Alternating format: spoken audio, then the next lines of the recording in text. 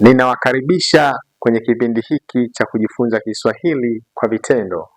I warmly welcome you to learn Swahili in action. Hivi ni vikombe. Hapa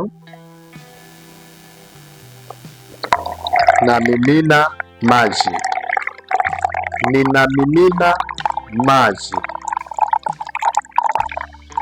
Nimeacha kumimina maji.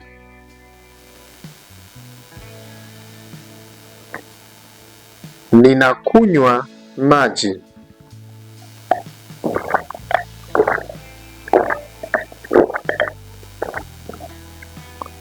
Maji ni mazuri sana.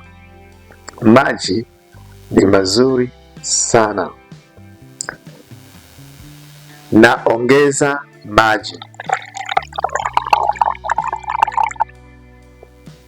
Ninakunywa tena maji.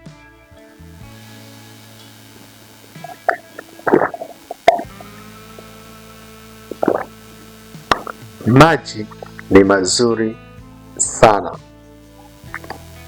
So now I know that you know in Swahili to say I am drinking water.